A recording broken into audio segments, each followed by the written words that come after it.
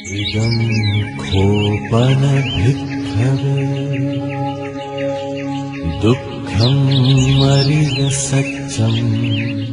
ខ្ញុំកណាឆ្ងល់កន្លែងនេះមួយចឹងសួរព្រះអង្គឲ្យជួយដោះស្រាយ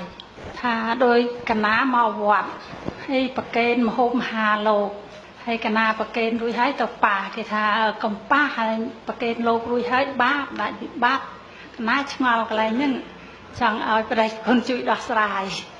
បើសាធុអាហ្នឹងគេថាទេតាមពិតរឿងប៉ះហ្នឹងកុំឲ្យទៅប៉ះប្រកេះលោកទៅបានហើយហើយសំបីតែយើងប៉ះប្រកេះលោកក៏ដោយប៉ះដោយអចេតនានោះក៏វាមិនបាបទៀតទីហោថា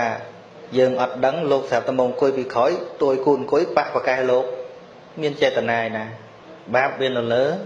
ចេតនាប៉ុន្តែនេះនិយាយត្រឹមចង្ហាន់នេះអាត្មាថាប៉ះដល់លោកទៅទៀតរឿងចង្ហាន់នេះយើងប្រៀបជាមួយនឹងបច្ច័យទាំង4ត្មងទៅកុំគិតតែរឿងចង្ហាន់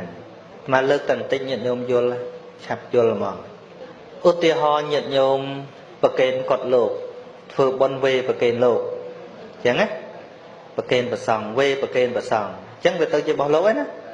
ហើយញាតិញោមមកកត់លោកអង្គុយណាបើអង្គុយលើកត់លោកមិនប៉ះកត់លោកអញ្ចឹងដាច់អស់ហើយ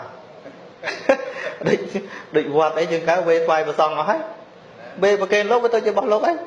ទៅជារបស់ប្រសងហើយចុះនាំគ្នាមកអង្គុយកតេលអីវ៉ាន់របស់លោកដាច់អស់ហើយមិនក៏ទៅដាច់អីទៅរឿងចង្ហាន់មួយព្រោះហ្នឹងនៅក្នុងបច្ច័យ4តើជាមួយគ្នាតើហ្នឹងហើយបើសាធុលឺយូរហើយអាហ្នឹងប៉ុន្តែរឿងដាច់ប្រកេនមានហេតុដូចជា5អាត្មាចាំអស់មិនដឹងចាំមើលទី1គឺលោកលះស្អីក៏ដោយលោកលះរបស់តខ្លួនមិនតែចង្ហាន់ទេប៉ុន្តែរបស់ត្រូវប្រកេនវាចាំបាច់រឿងចង្ហាន់ហ្នឹងតែត្រូវប្រកេនត្រូវហត្ថបាស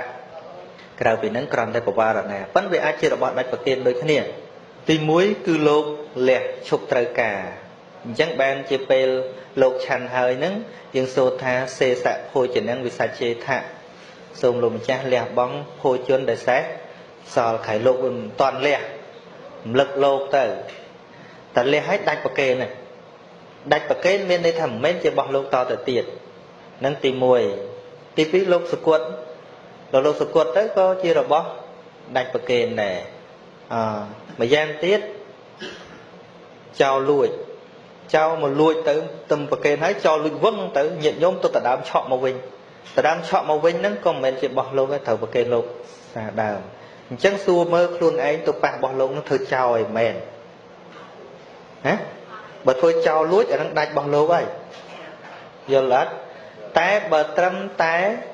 ប៉ះដើម្បីជួយរៀបចំបានបនបន្ថែមវាចូលទៅវិជាបច្ចៈមួយទៀតទេហៅតែញាតិញោមនោះរាប់បាតនៅណប្រកេនលោកនៅក្រៅដល់ហើយទៅ